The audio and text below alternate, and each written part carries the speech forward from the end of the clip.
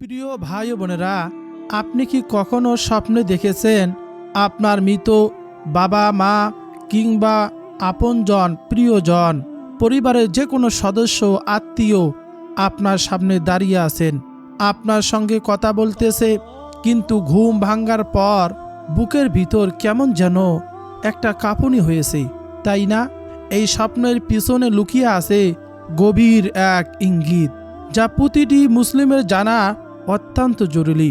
আজকের এই ভিডিওতে আমরা জানব কোরআন ও সহিহ হাদিসের আলোকে স্বপ্নে মৃত মানুষ দেখার প্রকৃত অর্থ কী, এবং এমন স্বপ্ন দেখলে কোন দোয়াগুলো আমাদের সঙ্গে সঙ্গে পড়া উচিত, কোন আমলগুলো করে তাদের জন্য দোয়া করা উচিত, তাই আমরা জানব। তাই ভিডিওটি শেষ পর্যন্ত দেখুন। ভালো লাগলে এই ভিডিওতে একটি লাইক দিয়ে আমাদেরকে উৎসাহিত করুন, আর কমেন্ট বক্সে আলহামদুলিল্লাহ লিখে আল্লাহ সুবহানাহু ওয়া তাআলার প্রতি কৃতজ্ঞতা প্রকাশ করুন। আমাদের এই ছোট্ট দিন প্রচারের প্রচেষ্টাকে উৎসাহিত করার জন্য শিখুন দোয়া চ্যানেলটি সাবস্ক্রাইব করে রাখুন। তাহলে এখনই সাবস্ক্রাইব করে পাশে থাকা বেল বাটনটি অন করে রাখুন, যাতে ইসলামিক জ্ঞান ভিত্তিক এমন গুরুত্বপূর্ণ ভিডিওগুলো সবার আগে আপনার কাছে পৌঁছে যায় ইনশাআল্লাহ। প্রিয় ভাই বোনেরা, ইসলাম স্বপ্নকে কখনোই তুচ্ছ বিষয় হিসেবে দেখেনি।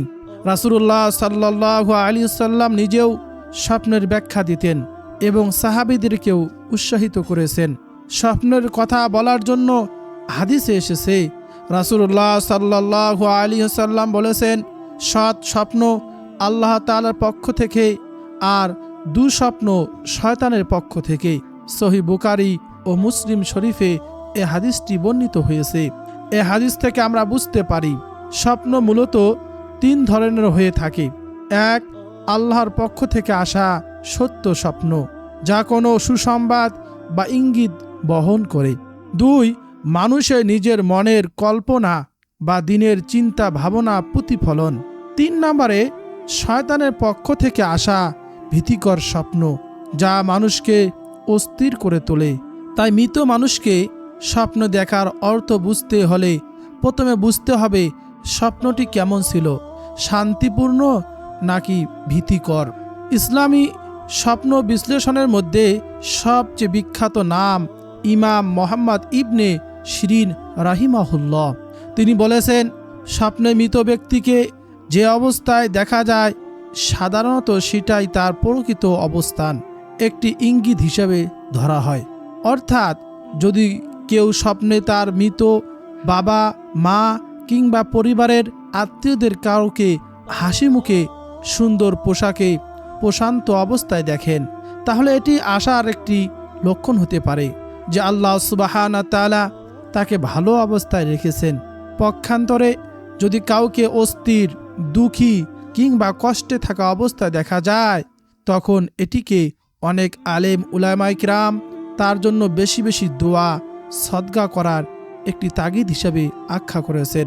প্রিয় ভাই বোনেরা, এখানে একটি অত্যন্ত গুরুত্বপূর্ণ বিষয় মনে রাখতে হবে, স্বপ্নের ব্যাখ্যা কোনো নিশ্চিত এলেম নয়, এটি একটি আনুমানিক ভিত্তিক একটি বলা হয়।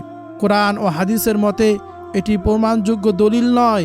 তাই কোনো স্বপ্নকে ভিত্তি করে বড় কোনো আকীদা বা সিদ্ধান্ত নেওয়া থেকে বিরত থাকা উচিত। আমরা শুধু এতটুকু বলতে পারি, এ ধরনের স্বপ্ন আমাদের মৃত প্রিয়জনদের কথা স্মরণ করিয়ে দেয়। আমাদের যাদের মা নাই, বাবা বেঁচে নাই, আপনজন, প্রিয়জন, তাদের কথা স্মরণ করিয়ে দেয় এবং তাদের জন্য দোয়া করার একটি সুযোগ এনে দেয়। এটি আরও গুরুত্বপূর্ণ দিক হলো রুহের জগৎ সম্পর্কে কোরআনের ইঙ্গিত। আল্লাহ সুবহানাহু ওয়া তাআলা পবিত্র কোরআনুল কারীমের মধ্যে বলেন, আল্লাহু ইয়াতাওয়াফাল আনফুসা হিনা মাউতিহা ওয়াল্লাতী লাম তামুত ফি মানামিহা। আল্লাহ সুবহানাহু ওয়া তাআলা মৃত্যুর সময় রুহু কবজ করে নেন, আর যে মরেনি তারও রুহ সে ঘুমের মধ্যে কবজ করে নেন। অর্থাৎ ঘুম হলো ছোট মৃত্যু। যে যখন ঘুমায় সে এরকম আল্লাহ সুবহানাহু ওয়া তাআলা তার রুহুকেও কবজ করে নেন। সাহাবী ইবনে আব্বাস রাদিয়াল্লাহু তাআলা আনহু এই আয়াতের ব্যাখ্যায় বলেছেন, ঘুমের সময় জীবিত ও মৃত ব্যক্তির রূহ একে অপরের সঙ্গে সাক্ষাৎ করে। এবং আল্লাহর ইচ্ছায় তারা একে অপরকে চিনতে পারে। পরবর্তীতে জীবিত ব্যক্তি রূহ আবার দেহে ফিরে আসে, আর মৃত ব্যক্তির রূহ আল্লাহ সুবহানাহু ওয়া তাআলার কাছেই রেখে দেন। এ থেকেই বোঝা যায় কেন এত মানুষ স্বপ্নে তাদের মৃত প্রিয়জনদের সঙ্গে, বাবা মার সঙ্গে সাক্ষাতের অনুভূতি এত জীবন্তভাবে অনুভব করেন। প্রিয় ভাই বোনেরা, এখন আমরা মূল আলোচনায় আসি। স্বপ্নে মৃত প্রিয়জনকে, বাবা মাকে দেখার পর একজন মুমিনের প্রথম কাজ কি হওয়া উচিত? ভয় পাওয়া নয়, আমরা দেখব ভয় পাবো এটা নয়, বরং দোয়া করা তাদের জন্য। তারা আমাদেরকে স্মরণ করে দেয়, আমাদেরকে ভুলে যাও না, আমি দুনিয়ায় কত কষ্ট করেছি তোমার পিছনে, আমার জন্য একটি দোয়া করো। রাসূলুল্লাহ সাল্লাল্লাহু আলাইহি ওয়াসাল্লাম নিজেও কবরস্থানে গিয়ে মৃত ব্যক্তির জন্য দোয়া করতেন এবং সাহাবীদেরকেও শিখিয়েছিলেন কিভাবে দোয়া করতে হয়। প্রিয় ভাই বোনেরা, আজকে আমরা এমন 3টি দোয়া আমরা জানব যেগুলো আমাদের প্রিয়জন, বাবা মা, পরিবারের সদস্য, আত্মীয় সকল মুসলিমের জন্য কিভাবে দোয়া করব। কবরবাসীর জন্য সালাম ও দোয়া সহিহ মুসলিম শরীফে বর্ণিত হয়েছে। রাসূলুল্লাহ সাল্লাল্লাহু আলাইহি ওয়াসাল্লাম কবরস্থানে গিয়ে এই দোয়া পড়তেন, আসসালামু আলাইকুম আহলাদ দিয়ার মিনাল মুমিনিনা ওয়াল মুসলিমিন ওয়া ইন্না ইনশাআল্লাহু বিকুম লাহিকুন। নবীজি এই দোয়াটি কবরস্থানে গিয়ে পড়তেন, আসসালামু আলাইকুম আহলাদ দিয়ার মিনাল মুমিনিনা ওয়াল মুসলিমিন ওয়া ইন্না ইনশাআল্লাহু বিকুম লাহিকুন। অর্থ হলো, হে কবরবাসী, মুমিন ও মুসলমান ভাইয়েরা, তোমাদের উপর শান্তি বর্ষিত হোক, আমরাও ইনশাআল্লাহ একদিন তোমাদের সঙ্গে মিলিত হব। সহিহ মুসলিম শরীফের হাদিস। এই দোয়াটি শুধু কবরস্থানে গিয়ে নয়, স্বপ্নে মৃত প্রিয়জনকে, বাবা মাকে এবং পরিবারের যে কোনো সদস্যকে দেখার পর পড়া যায়। মনে মনে বা মুখে উচ্চারণ করে এটি একদিকে যেমন মৃত ব্যক্তির জন্য দোয়া, অন্যদিকে নিজের মৃত্যুর কথা স্মরণ করিয়ে দেয়। এই জন্য এই দোয়াটি পাঠ করব। দ্বিতীয় দোয়াটি হলো মাগফিরাত ও রহমতের দোয়া। রাসূলুল্লাহ সাল্লাল্লাহু আলাইহি ওয়াসাল্লাম জানাজার নামাজে এবং মৃত ব্যক্তির জন্য বিশেষভাবে এই দোয়াটি পড়তেন। সহিহ মুসলিম শরীফে এই দোয়াটি বর্ণনা হয়েছে, আল্লাহুম্মা গফির লাহু ওয়ারহামহু ওয়াআফিহি ওয়াগফু আনহু ওয়া আকরিম নুজুলাহ ওয়া ওয়াসি' মুদখালাহ ওয়াগসিলহু বিল মাই ওয়াস সালজি ওয়াল বারাদ। অর্থ হলো, হে আল্লাহ, তাকে ক্ষমা করুন এবং তার প্রতি দয়া করুন, তাকে নিরাপদে রাখুন এবং তাকে মাফ করে দিন, তার আপ্যায়নকে সম্মানিত করুন, তার প্রবেশ স্থলকে প্রশস্ত করে দিন, আর তাকে পানি, বরফ ও শীতল বৃষ্টি দিয়ে এমনভাবে পবিত্র করুন যেমন সাদা কাপড় ময়লা থেকে পবিত্র হয়, পরিষ্কার হয়। বলুন না সুবহানাল্লাহ। এ দোয়াটি এতটাই ব্যাপক যে এতে মৃত ব্যক্তির জন্য ক্ষমা, রহমত, কবরের প্রশস্ততা এবং গুনাহ থেকে পবিত্রতা সবকিছুই চাওয়া হয়েছে। স্বপ্নে মৃত মানুষ দেখার পর এ দোয়া পড়লে ইনশাআল্লাহ তার জন্য একটি বড় উপকার হতে পারে। প্রিয় ভাই বোনেরা, তৃতীয় দোয়াটি হলো কোরআনের ভাষায় পিতামাতা ও মুমিনের জন্য দোয়া। সব শেষে স্বয়ং আল্লাহ সুবহানাহু ওয়া তাআলা কোরআনে একটি দোয়া শিখিয়ে দিয়েছেন, যা ইব্রাহিম আলাইহিস সালাতু ওয়াস সালাম তার পিতামাতা ও সকল মুমিনের জন্য করেছিলেন। সে দোয়াটি হলো, রব্বানা গফিরলি ওয়ালিওয়ালিদাইয়া ওয়ালিল মুমিনিনা ইয়াউমা ইয়াকুমুল হিসাব।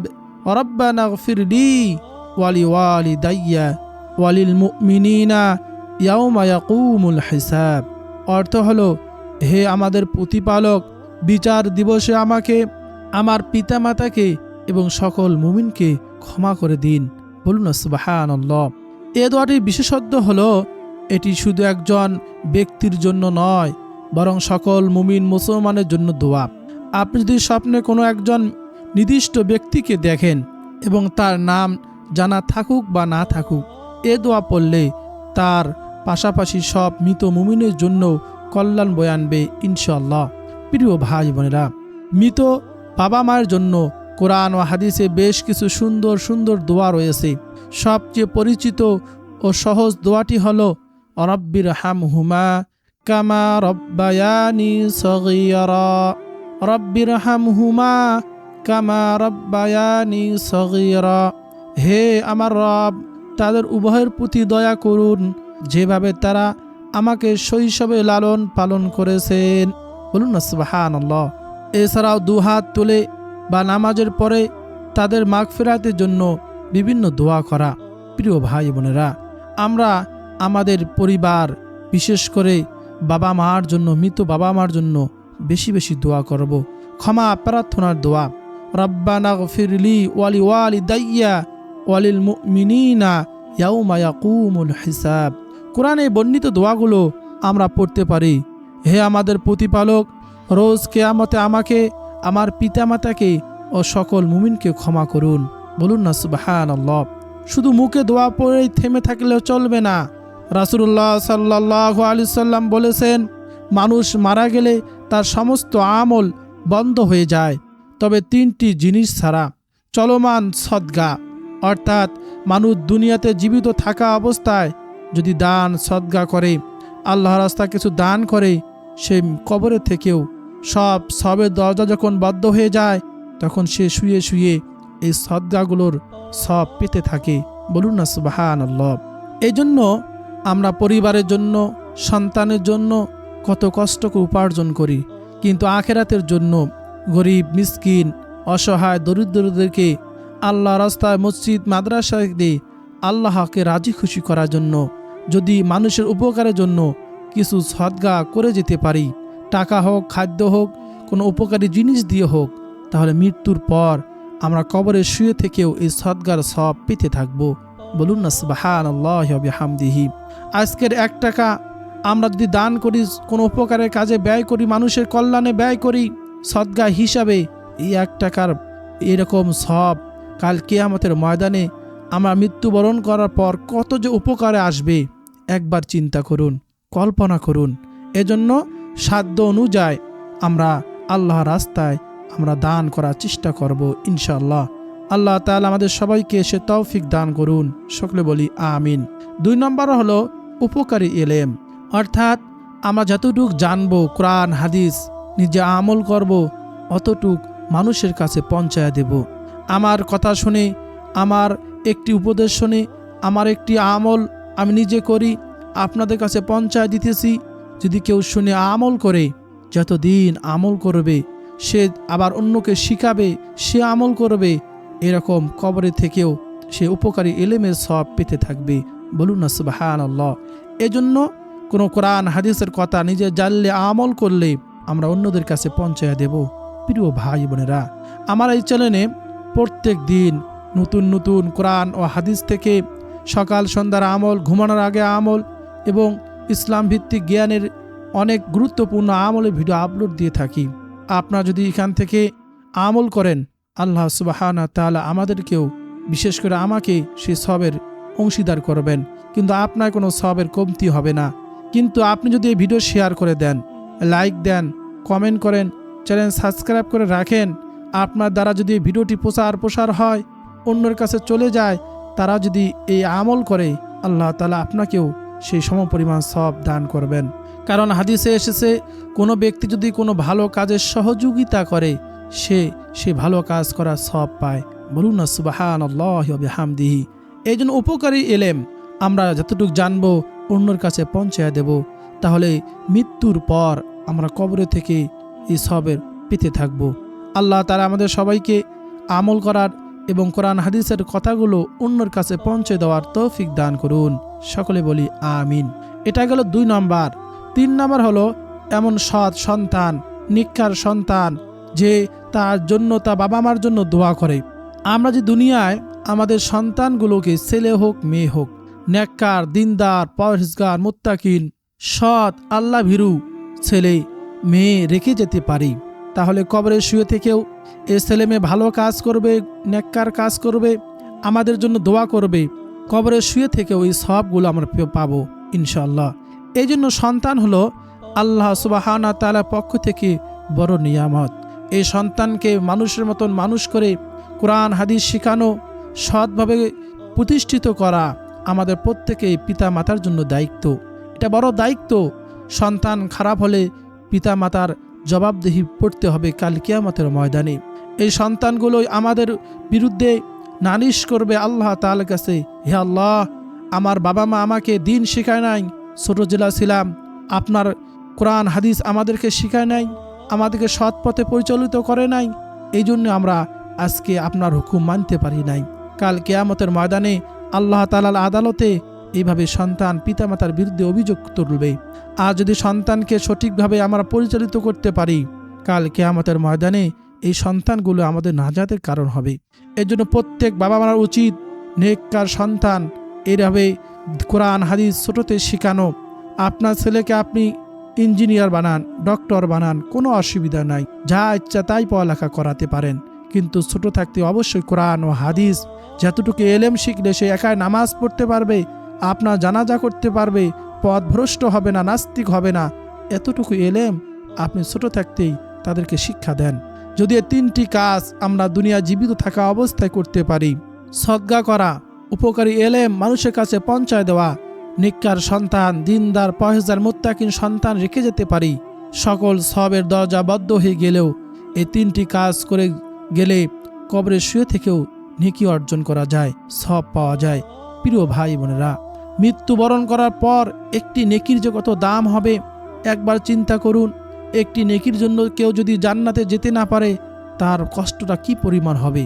এজন্য আমরা বেশি বেশি আমাদের পিতা মাতার জন্য, পরিবারের সদস্যের জন্য, আত্মীয়দের জন্য যারা মৃত্যুবরণ করেছে তাদের জন্য বেশি বেশি দোয়া করব। আমাদের দায়িত্ব হলো পিতা মাতার জন্য দোয়া করা। তারা কত কষ্ট করে আমাদেরকে লালন পালন করেছেন, নিজে না খেয়ে আমাদেরকে খাওয়াইছেন, নিজে না পড়ে আমাদেরকে পড়াইছেন। একবার চিন্তা করুন, আমরা যদি আমাদের পিতা মাতার জন্য দোয়া করি, আমাদের সন্তান আমাদের জন্য দোয়া করবে। প্রিয় ভাই বোনেরা, এই হাদিস থেকে বোঝা যায় আপনি যদি আপনার মৃত প্রিয়জনদের পক্ষ থেকে সদকা করেন, তার নামে কোনো কল্যাণকর কাজ চালু করেন, অথবা তার জন্য নিয়মিত দোয়া করেন, তাহলে তার আমল নামায় সব যোগ হতেই থাকবে। বলুন না সুবহানাল্লাহ। এই জন্য আমাদের বাবা মা আমাদের জন্য কত সম্পদ রেখে যায়, কিছু হলো তাদের নামে আমরা দান সদকা করব, তাহলে তাদের উপকারে আসবে। এমনকি সে দুনিয়া ছেড়ে যাওয়ার পরও তাই মৃত ব্যক্তি প্রিয়জনকে দেখার পর শুধু দোয়া করেই আমরা থেমে থাকব না, সাধ্যমতে তার পক্ষ থেকে দান সদকা করা উত্তম আমল। প্রিয় ভাই বোনেরা, স্বপ্নে মৃত প্রিয়জনকে দেখা মানেই ভয় পাওয়ার কিছু নয়, বরং এটি আমাদের জন্য একটি সুযোগ তাদের কথা স্মরণ করার, তাদের জন্য দোয়া করার এবং নিজের মৃত্যুর কথা ভেবে আমল বাড়ানো। আজকের ভিডিওতে আমরা জানলাম তিনটি গুরুত্বপূর্ণ দোয়া এবং কবরবাসীর জন্য সালাম, মাগফিরাতের দোয়া এবং কোরআনে সেই দোয়া যা পিতা মাতা ও সকল মুমিনের জন্য করা হয়। এই তিনটি দোয়া সহজে মুখস্থ করে ফেলুন এবং নিজের মৃত বাবা মা প্রিয়জনদের জন্য নিয়মিত পড়তে থাকুন। প্রিয় ভাই বোনেরা, স্বপ্নে পিতা মাতা অথবা কাউকে দেখলে আমরা ভয় পাব না, তাদের জন্য বেশি বেশি দোয়া করব। আল্লাহ তাআলা আমাদের সকলকে মৃত মুসলিম ভাই বোনদের ক্ষমা করে দিন, আমাদের কবরকে জান্নাতের বাগানে পরিণত করুন এবং আমাদের ঈমানের সঙ্গে দুনিয়া থেকে বিদায় নেওয়ার তৌফিক দান করুন। সকলে বলি আমিন। প্রিয় ভাই বোনেরা, মৃত্যু আমাদেরকে মৃত্যুবরণ করতেই হবে, মৃত্যুকে কেউ অস্বীকার করতে পারবে না। কুল্লু নাফসিন যায়িকাতুল মাউত, প্রত্যেক প্রাণীকে মৃত্যুর স্বাদ গ্রহণ করতেই হবে। মৃত্যু কোন সময় আসবে আমরা কেউ জানি না। আজকে আমরা স্বপ্নে মৃত ব্যক্তিদেরকে ভয় পাই, আমরা যখন মৃত্যুবরণ করব আমাদেরকেও কেউ স্বপ্নে দেখে এইভাবে ভয় পাবে। এই জন্য আখিরাতের কথা চিন্তা করে, যেখানে চিরস্থায়ী থাকতে হবে এই কথা চিন্তা করে অবশ্যই আমরা আল্লাহ তাআলার হুকুম, 5 ওয়াক্ত নামাজ, নবীজিকে অনুকরণ করে তার সুন্নতি আমলগুলো আমাদেরকে করতে হবে। মৃত্যু যে কোনো সময় আসতে পারে। একবার আমরা যদি গুনাহগার হয়ে কবরে যাই আমাদের কি হবে একবার চিন্তা করুন। এই জন্য বেশি বেশি আল্লাহ তাআলার কাছে গুনাহ থেকে তওবা করবেন, ইস্তেগফার বেশি বেশি পাঠ করবেন, আস্তাগফিরুল্লাহ, আল্লাহ তাআলার কাছে বেশি বেশি ক্ষমা চাইবেন এবং মৃত পিতা মাতা এবং পরিবারের সদস্যদের জন্য, সকল মুসলিমের জন্য বেশি বেশি দোয়া করবেন। তারা অসহায়, তারা দুনিয়াতে থাকতে, আমার মতো জীবিত থাকতে তা আমাদের সন্তানদের জন্য কত কষ্ট করেছে, কিন্তু তারা মৃত্যুবরণ করার পর অসহায় হয়ে আমাদের দিকে তাকিয়ে আছে। এজন্য তাদের কথা স্মরণ করে, মৃত পিতামাতা, ভাই বোন, পরিবারের কথা স্মরণ করে কিছু দান সদকা সাধ্য অনুযায়ী তাদের নামে করার চেষ্টা করুন। তাদের জন্য দোয়া করুন মন থেকে। প্রত্যেক নামাজে পাঠ করুন মুনাজাতে, রব্বি রাহামহুমা কামা রব্বায়ানি সগীরা। বেশি বেশি দোয়া করুন। আল্লাহ তাআলা আমাদের সবাইকে আল্লাহ তাআলার হুকুম, নবীজিকে অনুকরণ করে সুন্নতি আমলগুলো বেশি বেশি করার তৌফিক দান করুন। এবং আমাদের যাদের মা বেঁচে নেই, বাবা বেঁচে নেই, পরিবারের সদস্য, আপনজন, প্রিয়জন, সকল মুসলিমের জন্য বেশি বেশি দোয়া করার তৌফিক দান করুন। সকলে বলি প্রিয় ভাই বোনের, ভিডিওটি যদি আপনার কাছে ভালো লাগে অবশ্যই এই ভিডিওতে লাইক দিন এবং এই ভিডিওর কমেন্ট বক্সে আলহামদুলিল্লাহ লিখে আপনার সম্মতি ও কৃতজ্ঞতা প্রকাশ করুন। আল্লাহ তাআলার শুকরিয়া আদায় করুন এবং আমাদের ছোট্ট দিন প্রচারের প্রচেষ্টাকে উৎসাহিত করুন। আর শিকুন দোয়া চ্যানেলটি সাবস্ক্রাইব করে পাশে থাকা বেল বাটনটি অন করে দিন, যাতে করে এরকম জ্ঞান ভিত্তিক ইসলামিক গুরুত্বপূর্ণ আমলের ভিডিও সর্বপ্রথম আপনি পেয়ে যান। প্রিয় ভাই বোন, অবশ্যই চ্যানেলটি সাবস্ক্রাইব করে রাখুন। আল্লাহ তাআলা আপনাদের সকলকে সুস্বাস্থ্য দান করুন এবং আমাদের প্রত্যেকে আল্লাহ যেন শেষ নিঃশ্বাস হয় ঈমানের উপর, আমাদের শেষ কথা যেন হয় লা ইলাহা ইল্লাল্লাহু মুহাম্মাদুর রাসূলুল্লাহ। সে তৌফিক আমাদেরকে সবাইকে দান করুন। সকলে বলি আমিন।